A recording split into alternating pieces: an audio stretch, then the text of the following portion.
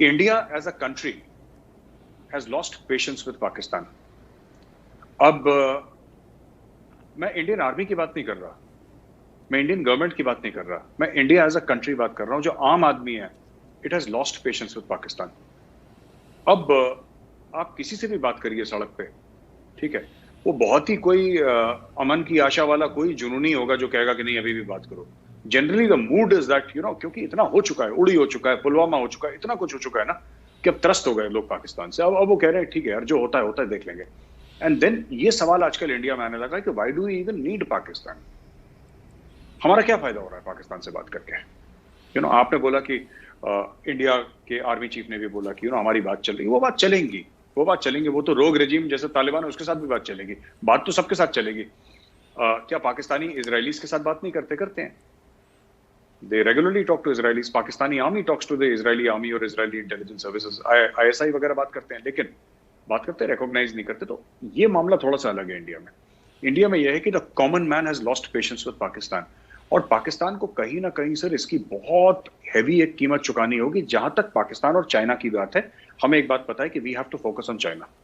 Pakistan is no longer priority for us. एक जमाना था जब पाकिस्तान का ऑब्सेशन हुआ करता था, क्योंकि पाकिस्तान के साथ लड़ाइयां होती थी, पाकिस्तान टेररिज्म यहाँ पे फ्यूल करता था, तो ऑब्वियसली बातचीत में पाकिस्तान ही आएगा ना।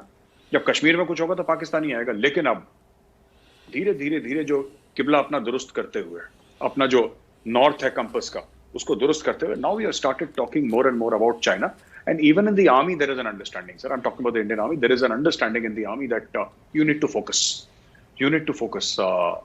Recalibrate कर रहे हैं कोर को, पूरे कोर को ये मीडिया में आया था, मैं तो मीडिया से बोल रहा हूँ जो बातें हैं. So there are many steps that are being taken, and they will be taken in the future also, because we understand that the problem is China. Pakistan is insignificant, sir. वो हमें चाइना ने क्या कर रखा है? पाकिस्तान के साथ लड़ते रहो. छोटा सा खिलाड़ी है सर, उसके लड़के हम भी अपना टाइम वेस्ट कर रहे हैं, राइट? तो उनको there is not worth the effort sir.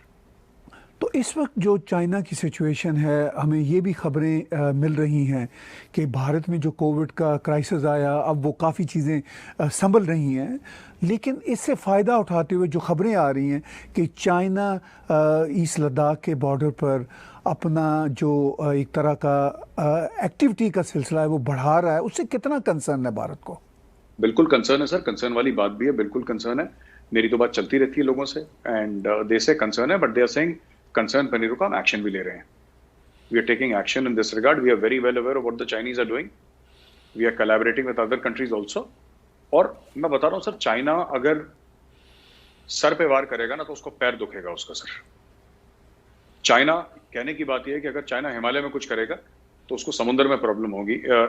देखिए, चाइना ऐसे नहीं रुकने वाला, और मैं बार बार ये कह रहा हूँ, और अब धीरे धीरे इंडिया में भी ये समझ आ रही है कि चाइना को आप प्यार से फुसला के और चाइना को कि सोच के कि अगर हम गुड बॉय बन जाएंगे तो चाइना मान जाएगा, शरीफ हो जाएगा, ये होने नहीं वाला सर, ये होने नहीं वाला खैर साहब। ये चाइना को उसी जबान में बात करनी है जो चाइना रिस्पेक्ट स्ट्रेंथ।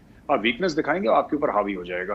तो ये बात तो है। दूसरी चीज, आपने बोला कि ये पूरे कोविड के एक सिचुएशन में चाइना ईस्ट लद्दाख में कर रहा है, बिल्कुल अगेन एग्रेसिव पोस्चर है उनका ईस्ट लद्दाख में, लेकिन हमारे भी वहाँ पे ट्रूप्स बैठे हुए हैं, हमारे ऑफिसर्स वहाँ पे हैं, वी आर फुली डिप्लॉयड, वहाँ से डी इंडक्शन नहीं हुआ है, हम लोग तैयार हैं वहाँ पे, और जो होगा चाइना का देख लेंगे। लेकिन मेरी सिर्फ एक छोटी सी ख्वाहिश थी, और मेरी ख्वाहिश थी कि we should do something preemptive sir, rather than waiting कि चाइनीज कुछ करें। क्योंकि देखिए, चाइनीज कुछ ना कुछ तो करेगा। हम सोच रहे हैं चाइना नहीं करेगा, इस साल नहीं करेगा, अगले साल करेगा, उसको कुछ ना कुछ करना है। तो कुछ ना कुछ करना है तो सिंपल सी बात है कि आप चाइना आने की कोशिश करें, आप चले जाओ अंदर। ने कहा कि वो जो चीनी हिंदी भाई भाई वाला काम है वो भी अब भारत में परसेप्शन तब्दील हो रहा है। अब जनता समझ रही है कि ये अब नहीं चलेगा। दूसरी तरफ जो अमन की आशा वाला था वो खेल, वो भी ऑलमोस्ट डाई डाउन हो गया है। लेकिन इन दोनों को अभी भी सपोर्ट करने वाले भारत में ग्रुप्स मौजूद हैं, लोग मौजूद हैं, अपोजिशन में भी मौजूद हैं, सिविल लिबर्टीज़ कोट अनकोट नाम देहात सो कॉल्ड सिविल लिबर्टीज़ में भी मौजूद हैं। उनको भारत में कैसे टैकल किया जाएगा? उनको एक्सपोज करके टैकल करा जाएगा। पहली चीज तो ये है कि सरकार ये समझे कि ये थ्रेट्स हैं, और सरकार इस बात का वो छोड़ दे कि न्यूयॉर्क टाइम्स हमारे बारे में क्या कहती है और वॉशिंगटन पोस्ट हमारे बारे में क्या कहती है, विदेशी अखबार क्या कहते हैं आपके बारे में, दैट इज इनकॉन्सिक्वेंशियल।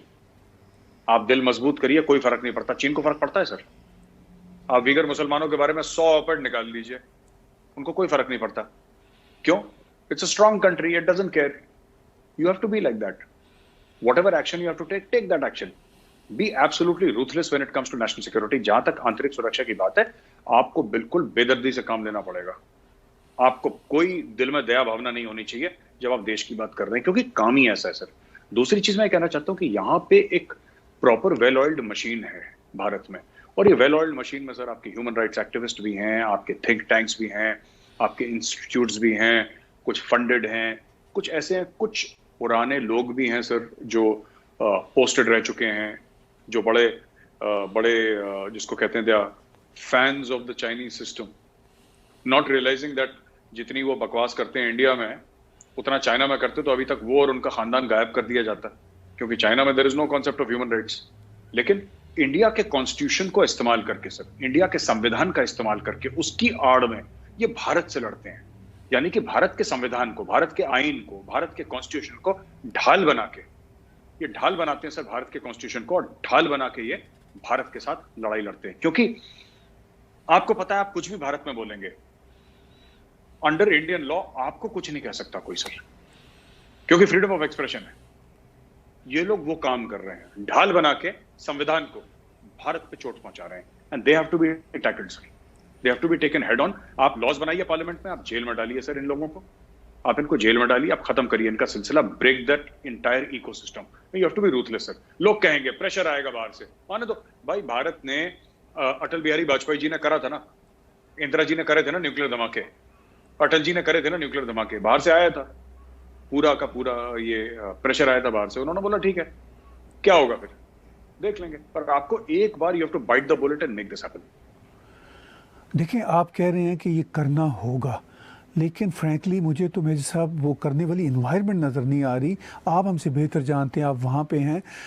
ये हो भी सकेगा प्रैक्टिकली, या सिर्फ ये विजुअल थिंकिंग ही रहेगी? होना पड़ेगा ताहिर साहब, हमारे पास कोई चॉइस नहीं है। It is not up to Gaurav Arya कि हो सकेगा नहीं, है होना पड़ेगा, क्योंकि ये these people are agents of the enemy. ये लोग क्या करते हैं, मैंने पहले भी बोल चुका, दोबारा रिपीट कर रहा हूं मैं। आप देखिए कि कोई भी चीज को झूठ बोल के लोगों को भड़काना। सीएए जब हुआ था तो इन्होंने एनआरसी के साथ क्लब करा, ठीक है, कुछ फेल्ड एक्टर्स एंड एक्ट्रेसेस जिनका कोई वजूद नहीं है, कुछ फेल्ड डायरेक्टर्स जिनका कोई वजूद नहीं है, जिनके पास कोई प्रोजेक्ट्स नहीं है, कोई फिल्में नहीं है, उनको लाए ये लोग। उन्होंने क्या बोला कि साहब 5 करोड़ मुसलमानों को सीएए के चलते देश से निकाल देंगे। हो गया सब, 5 करोड़ मुसलमानों को निकाल देंगे। अब ये 2019 की बात है, ये 2021 है, 2 साल हो गए। कोई एक मुसलमान का नाम बता दे जिसको सीए के तहत बाहर निकाला हो, एक का नाम बता दे, मैं माफी मांगूंगा इसी शो में आके। लेकिन आपने फैला दिया ना लोगों में, और कोई अकाउंटेबिलिटी नहीं है सर। फ्रीडम ऑफ स्पीच है, आप कुछ भी कह दें, आप आग लगा दें देश में, फ्रीडम ऑफ स्पीच है सर, आप कुछ भी कर सकते हैं। फिर किसान, इतने किसान मर गए, जबरदस्ती कोई भी कुछ बोल देता है सर।